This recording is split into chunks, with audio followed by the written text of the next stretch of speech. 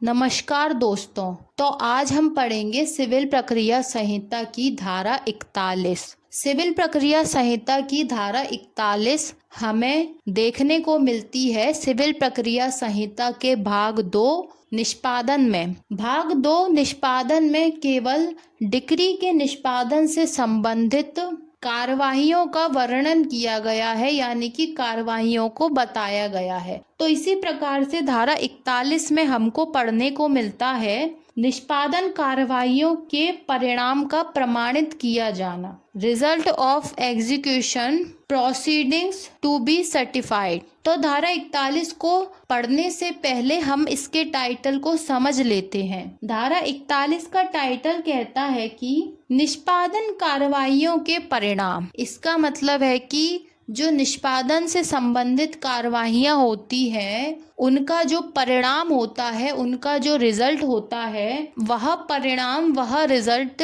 का प्रमाणित किया जाना, यानी कि साबित किया जाना। तो अब हम धारा 41 को डायरेक्ट में पढ़ेंगे, उसके बाद इसे आसान भाषा में समझेंगे। धारा 41 डायरेक्ट में लिखा है कि निष्पादन कार्यवाहियों के परिणाम का प्रमाणित किया जाना वह न्यायालय जिसे डिक्री को ऐसे निष्पादन का तथ्य या जहां पूर्व कथित न्यायालय उसे निष्पादन करने में असफल रहता है, वहां ऐसी असफलता की परिस्थितियां प्रमाणित करेगा। तो धारा 41 हमें यह बताती है कि निष्पादन से संबंधित जो कार्यवाहियां होती हैं, उनके परिणामों को किस प्रकार से प्रमाणित किया जाएगा। धारा 41 हमें यह बताती है कि वह न्यायालय जिसे डिक्री को ऐसे निष्पादन का तथ्य, मतलब कि डिक्री का निष्पादन किया गया है इस बात का तथ्य, या जहां पूर्व कथित न्यायालय, मतलब कि जो पहले वाला पूर्व कथित न्यायालय है जिसके बारे में पहले कथन किया गया है, पहले बात की गई है, निष्पादन न्यायालय, वह न्यायालय उसे निष्पादन करने में असफल रहता है, यानी कि डिक्री का निष्पादन करने में असफल रहता है, वहां ऐसी असफलता की परिस्थितियों को भी प्रमाणित किया जाएगा। तो धारा 41 में सभी तरह के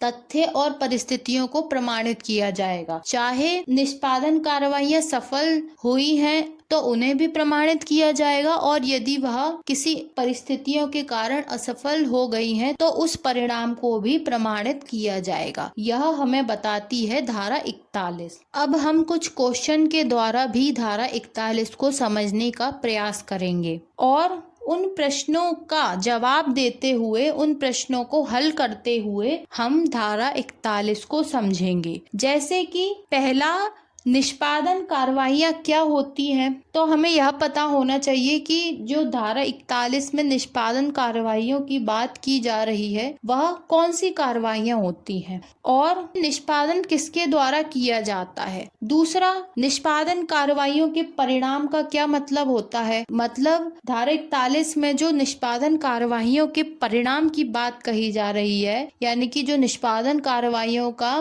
जो रिजल्ट होता है, उस रिजल्ट का क्या मतलब है। तीसरा, निष्पादन कार्यवाहियों का परिणाम किसके द्वारा प्रमाणित किया जाता है, यानी कि जो निष्पादन से संबंधित कार्यवाहियां होती हैं, उनके जो परिणाम होते हैं वह किसके द्वारा प्रमाणित किए जाएंगे। इसके बाद आता है क्वेश्चन नंबर 4, निष्पादन कार्यवाहियों के परिणाम को किस प्रकार प्रमाणित किया जाता है और ऐसे परिणाम किस प्रकार प्रमाणित किए जाएंगे। इसके बाद हम यह जानने की कोशिश करेंगे कि क्या निष्पादन कार्यवाहियों के सफल और असफल दोनों परिणाम प्रमाणित किए जाते हैं। इसके बाद आता है क्वेश्चन नंबर 6, निष्पादन के तथ्य किस न्यायालय के समक्ष प्रमाणित किए जाएंगे, यानी कि निष्पादन के तथ्य किस न्यायालय के पास प्रमाणित किए जाएंगे, साबित किए जाएंगे। तो पहला क्वेश्चन है कि निष्पादन कार्यवाहियां क्या होती हैं। तो निष्पादन कार्यवाहियां वह कार्यवाहियां होती हैं जो किसी डिक्री के निष्पादन से संबंधित होती हैं। जब किसी न्यायालय के द्वारा किसी मामले का निर्णय सुनाया जाता है तो उस निर्णय का लिखित रूप डिक्री कहलाता है, और उस डिक्री को लागू करवाने वाली और उस डिक्री का पालन करवाने वाली कार्यवाहियों को ही निष्पादन कार्यवाहियां कहा जाता है।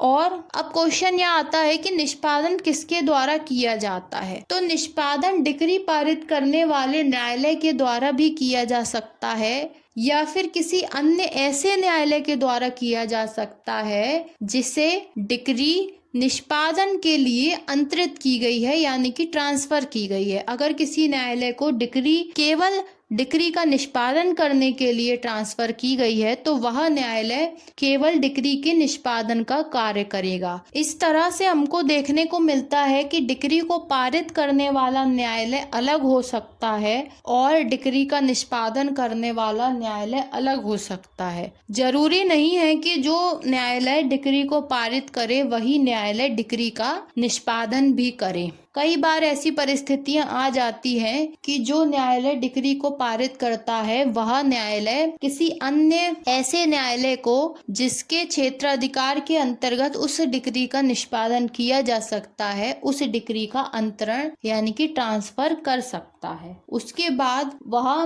दूसरा न्यायालय जिसे डिक्री अंतरित की गई है उस डिक्री का निष्पादन करवाएगा। इसके बाद क्वेश्चन आता है कि निष्पादन कार्रवाइयों के परिणाम का क्या मतलब होता है। तो निष्पादन कार्रवाइयों के परिणाम का मतलब होता है कि निष्पादन के लिए जो डिक्री भेजी गई है उस डिक्री को किस प्रकार से लागू किया गया और उसका किस प्रकार से पालन करवाया गया। यदि उस डिक्री का उचित प्रकार से पालन किया गया है तो उसका पालन हो जाना ही एक परिणाम है, या यदि किसी डिक्री का निष्पादन नहीं हो पा रहा है और वह निष्पादन किसी भी प्रकार से यदि असफल हो जा रहा है तो वह असफलता भी एक परिणाम है। यानी कि एंड में जो भी रिजल्ट निकलता है, चाहे निष्पादन पूरी तरीके से हो पाया हो या निष्पादन नहीं हो पाया हो, जो भी अंत में रिजल्ट आएगा, परिणाम आएगा, वही निष्पादन कार्रवाइयों का परिणाम कहलाता है। मतलब कि निष्पादन कार्रवाइयां पूरी की गई है या निष्पादन कार्रवाइयों को पूरा नहीं किया गया, असफल रह गए,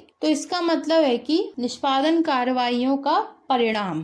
अब क्वेश्चन आता है कि निष्पादन कार्रवाइयों का परिणाम किसके द्वारा प्रमाणित किया जाता है। तो निष्पादन कार्रवाइयों का परिणाम उस न्यायालय के द्वारा प्रमाणित किया जाता है जिस न्यायालय को वह डिक्री निष्पादन के लिए भेजी गई है। तो वह न्यायालय सभी तरह के परिणाम, चाहे वह उस निष्पादन का तथ्य कि किस प्रकार से डिक्री का निष्पादन किया गया या फिर यह तथ्य कि निष्पादन करने में जो असफलता रही है या ऐसी डिक्री का क्यों पालन नहीं किया गया, वह सभी परिणाम उस न्यायालय के द्वारा प्रमाणित किए जाएंगे, साबित किए जाएंगे। तो अब आता है क्वेश्चन नंबर 4 कि निष्पादन कार्रवाइयों के परिणाम को किस प्रकार प्रमाणित किया जाता है। तो निष्पादन कार्रवाइयों के परिणाम को उस निष्पादन से प्राप्त हुए तथ्यों के आधार पर या उस निष्पादन करने में जो असफलता हुई है उस असफलता की जो परिस्थितियां हैं उन परिस्थितियों के आधार पर प्रमाणित किया जा सकता है, साबित किया जा सकता है। इसके बाद आता है 5वां क्वेश्चन, क्या निष्पादन कार्रवाइयों के सफल और असफल दोनों परिणाम प्रमाणित किए जा सकते हैं। तो इसका जवाब है हाँ। निष्पादन कार्रवाइयों के सफल यानी कि जो निष्पादन कार्रवाइयां पूरी की गई है उसका भी जो परिणाम आया है उसे भी साबित किया जा सकता है, और यदि निष्पादन कार्रवाइयां असफल रही हैं यानी कि निष्पादन कार्रवाइयां पूरी नहीं हो पाई हैं और असफल रह गई हैं तो उस परिस्थितियों के परिणाम को भी प्रमाणित किया जाएगा। अब बात करते हैं क्वेश्चन नंबर 6 की, निष्पादन के तथ्य किस न्यायालय के समक्ष प्रमाणित किए जाएंगे। तो इसका जवाब यह है कि निष्पादन के तथ्य उस न्यायालय के पास, उस न्यायालय के समक्ष प्रमाणित किए जाएंगे जिस न्यायालय ने उस डिक्री को पारित किया था जिसके निष्पादन के तथ्य को प्रमाणित करने की बात कही जा रही है। मतलब कि धारा 41 में जिस डिक्री के निष्पादन की बात कही जा रही है उस डिक्री के निष्पादन के तथ्य या फिर उस डिक्री की असफलता की परिस्थितियां, दोनों में से किसी को उस न्यायालय में प्रमाणित किया जाएगा, उस न्यायालय में साबित किया जाएगा जिस न्यायालय ने उस डिक्री को पारित किया था। तो क्वेश्चन नंबर 6 सबसे इम्पोर्टेंट क्वेश्चन है, क्योंकि क्वेश्चन नंबर 6 हमें यह बताता है कि निष्पादन न्यायालय डिक्री को निष्पादन करने वाला न्यायालय डिक्री के निष्पादन के तथ्य या फिर डिक्री के निष्पादन की असफल परिस्थितियों को उस न्यायालय के समक्ष, उस न्यायालय के पास प्रमाणित करेगा, उस न्यायालय के पास साबित करेगा जिस न्यायालय ने उस डिक्री को पारित किया था। क्वेश्चन 3 में हमने समझा था कि निष्पादन कार्यवाहियों के परिणाम किसके द्वारा प्रमाणित किए जाएंगे, लेकिन क्वेश्चन 6 हमें यह बताता है कि निष्पादन कार्यवाहियों के परिणाम किसके पास प्रमाणित किए जाएंगे। तो क्वेश्चन 3 में हमें पढ़ने को मिलता है कि निष्पादन कार्यवाहियों के परिणाम निष्पादन न्यायालय के द्वारा प्रमाणित किए जाएंगे, लेकिन सबसे इम्पोर्टेंट बात यह है कि यह परिणाम किसके पास प्रमाणित किए जाएंगे। तो इसका जवाब हमें देता है क्वेश्चन नंबर 6। क्वेश्चन नंबर 6 हमें यह बताता है कि निष्पादन कार्यवाहियों के परिणाम डिक्री को पारित करने वाले न्यायालय के पास ही प्रमाणित किए जाएंगे। मतलब जो डिक्री निष्पादन के लिए भेजी गई है, उस डिक्री के निष्पादन के परिणामों को निष्पादन करने वाले न्यायालय के द्वारा डिक्री पारित करने वाले न्यायालय के पास प्रमाणित किया जाएगा। तो जितना इम्पोर्टेंट क्वेश्चन नंबर 3 है, उतना ही इम्पोर्टेंट क्वेश्चन नंबर 6 भी है। तो इस प्रकार से हमने कुछ क्वेश्चंस के द्वारा धारा 41 को समझने का प्रयास किया। अब हम यह समझते हैं कि धारा 41 को लाने के पीछे का क्या उद्देश्य था। तो धारा 41 को लाने के पीछे का सीधा सा यह उद्देश्य था कि डिक्री का निष्पादन किया जाए और यदि निष्पादन कार्यवाहियां की गई हैं तो उनको प्रमाणित किया जाए, चाहे जैसा भी परिणाम हो, परंतु उसे प्रमाणित किया जाए ताकि यह बात साबित हो सके कि निष्पादन कार्यवाही की गई है। डिक्री को पारित करने से भी ज्यादा आवश्यक होता है कि उसका निष्पादन किया जाए। यदि डिक्री का निष्पादन ही नहीं किया जाएगा तो न्यायालय के द्वारा दिया गया निर्णय भी विफल हो जाएगा। तो सबसे आवश्यक पॉइंट है कि डिक्री का निष्पादन किया जाए, डिक्री का पालन किया जाए और उस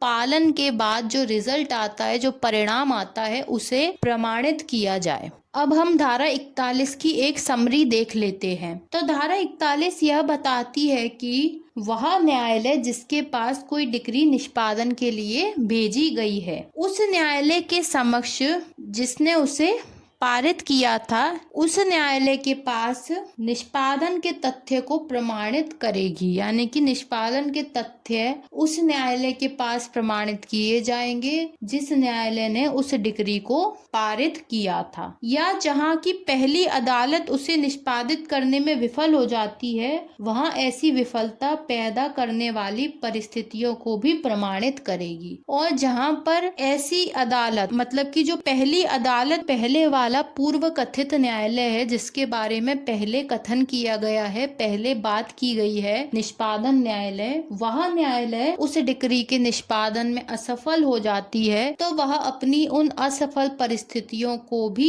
प्रमाणित करेगी। मतलब यह हुआ कि डिक्री का निष्पादन करने वाला न्यायालय डिक्री को पारित करने वाले न्यायालय के पास डिक्री के निष्पादन के तथ्य, और यदि डिक्री का निष्पादन नहीं हो पाता है, असफल हो जाता है, तो उन परिस्थितियों को भी उस न्यायालय के समक्ष प्रमाणित करेगा, उस न्यायालय के समक्ष साबित करेगा जिस न्यायालय ने उस डिक्री को पारित किया था और उस डिक्री को पारित करने के बाद उसके निष्पादन के लिए निष्पादन न्यायालय के पास भेजा था। तो निष्पादन न्यायालय का यह कर्तव्य है, निष्पादन न्यायालय की यह ड्यूटी है कि वह उस निष्पादन से संबंधित तथ्यों को, यदि निष्पादन सफलता पूर्वक हो जाता है तो उस सफलता के तथ्यों को, और यदि निष्पादन करने में असफलता होती है तो उस असफलता की परिस्थितियों को उस न्यायालय के समक्ष, उस न्यायालय के पास प्रमाणित करेगा जिस न्यायालय ने उस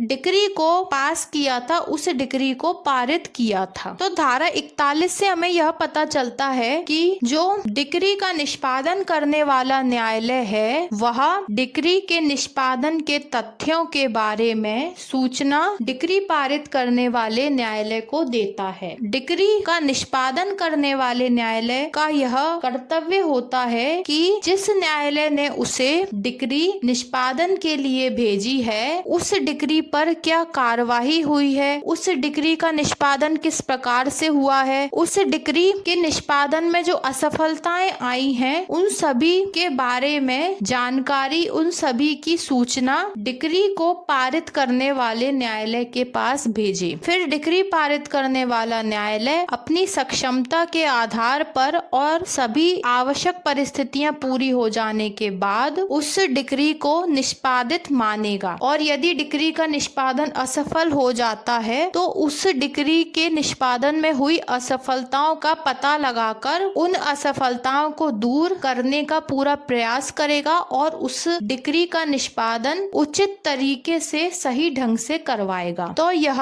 निष्पादन न्यायालय का सबसे महत्वपूर्ण कर्तव्य है और इसी पर धारा 41 का आधार भी टिका हुआ है कि जो निष्पादन न्यायालय है वो निष्पादन से संबंधित परिणामों को, यदि वह परिणाम सफल है तो उन सफल परिणामों को, और यदि निष्पादन में असफलता हुई है तो उन असफलता की परिस्थितियों को डिक्री पारित करने वाले न्यायालय के समक्ष प्रमाणित करे। तो यह थी सिविल प्रक्रिया संहिता की धारा 41। अब मिलते हैं अगले लेक्चर में। धन्यवाद।